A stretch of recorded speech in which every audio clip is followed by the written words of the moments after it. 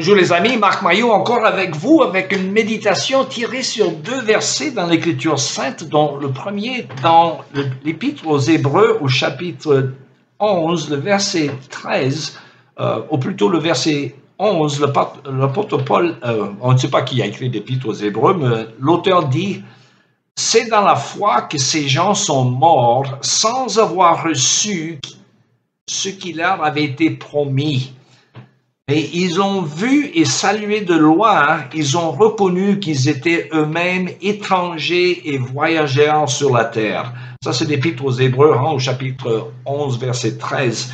Et l'autre texte, dans le troisième épître de Jean, nous lisons « Cher ami, je souhaite que tu prospères à tous égards et que tu sois en bonne santé physique ainsi que spirituellement. » Et c'est la fin de la lecture. L'une des hérésies modernes qui affecte l'Église de Jésus-Christ est ce qu'on appelle l'évangile de la prospérité.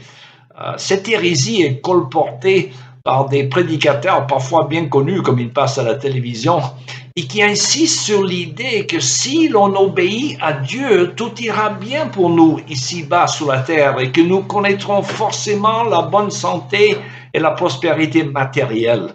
Or, comme toutes les hérésies, cette idée est basée sur une demi-vérité. Alors, la vérité, c'est que si nous obéissons à Dieu dans ce monde déchu, cela ira mieux pour vous normalement que si nous n'obéissons pas. Et cela se voit à travers de multiples aspects de la vie, dont le travail qui, normalement, produit la prospérité matérielle. Et en effet, si tu travailles assidûment et tu économises et tu ne flammes pas ton argent en frivolité, etc., tu vas prospérer, n'est-ce pas? Je pense que cela est évident. Ou dans la vie conjugale, si tu traites ton conjoint avec amour et respect, comme la parole de Dieu le demande, tu connaîtras un foyer plus heureux que si tu abuses ton conjoint. Cela est encore une évidence. Autrement dit, si on obéit à Dieu en suivant son mode d'emploi pour la vie dans ce monde déchu, il y aura ce que le feu pasteur Schaeffer appelait une amélioration substantielle de ta situation terrestre, surtout par rapport à ceux qui suivent des voies tortueuses. Cela vient du fait que la Bible contient, au-delà du message du salut en Jésus-Christ, le mode d'emploi pour la vie ici-bas dans ce monde déchu. Et comme une voiture fonctionne mieux si l'on suit les conseils du fabricant, de même, l'être humain aura des meilleurs résultats dans la vie s'il applique les consignes de son Créateur. Et même l'obéissance à Dieu n'est pas une garantie de prospérité ou de bonne santé, car cela n'est pas une promesse de Dieu, mais ce sont des vérités dites proverbiales, c'est-à-dire qui sont normalement vraies. C'est comme le commandement qui dit « Honore ton père et ta mère, afin que tes jours soient nombreux sur la terre ». Exode chapitre 20, verset 12. Alors, cela est normalement vrai. Même s'il y a des gens qui ont honoré leurs parents, mais qui n'ont pas connu une longue vie sur la terre. La réalité, c'est que notre vie ne s'arrête pas avec la mort qui n'est que la porte d'entrée à l'éternité. Alors, le problème avec le soi-disant évangile de prospérité, c'est qu'elle choisit un aspect de la vérité au détriment de l'ensemble, ce qui est la définition même du mot hérésie. Alors, je vous rappelle que ce mot vient du grec hérézo, qui signifie choisir. Or, un hérétique est quelqu'un qui choisit un aspect de la vérité au détriment de l'ensemble.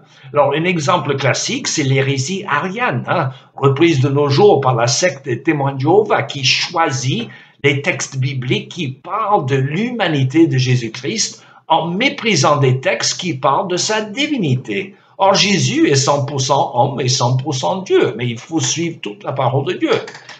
Or, c'est une erreur de promettre le bonheur terrestre à tous sans exception, car nous ne connaissons pas les plans de Dieu pour la vie d'un individu. D'ailleurs, l'Écriture sainte nous dit qu'il y avait toujours des gens fidèles à Dieu qui n'ont pas reçu ce qui leur était promis, comme nous venons de lire dans l'Épître aux Hébreux. Car l'autre aspect de la vérité biblique, c'est qu'il y a un au-delà éternel où justice sera faite.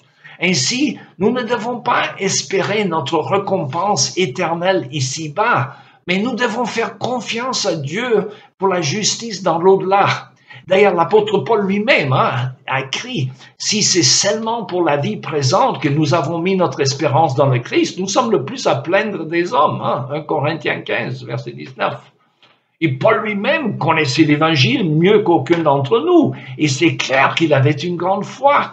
Mais il a beaucoup souffert et sa vie était pleine d'épreuves. Il n'a donc pas connu la prospérité matérielle sur la terre. Alors, ceci dit, il attendait sa récompense, sa couronne de gloire dans l'au-delà. Et maintenant, il l'a. Et pas seulement lui. Il en est de même pour tous ceux qui placent leur espoir en Jésus.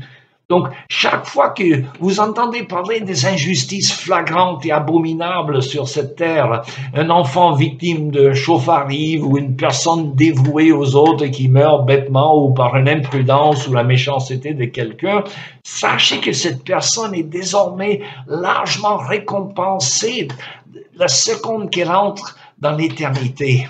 Mais n'oublions pas non plus l'autre partie de la vérité, celle de l'amélioration substantielle qu'il y a normalement sur la terre lorsqu'on mène sa vie selon le mode d'emploi de Dieu.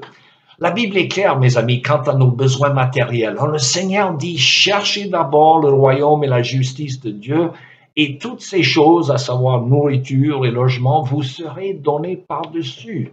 Et de même, le grand écrivain britannique chrétien C.S. Lewis disait, en corollaire avec la vérité que nous venons de dire, il disait, je le cite, « Visez le ciel en premier et vous aurez la terre en prime. Visez la terre et vous n'aurez ni l'un ni l'autre. » À nous de choisir. Il me reste qu'à vous souhaiter une bonne journée et à la prochaine.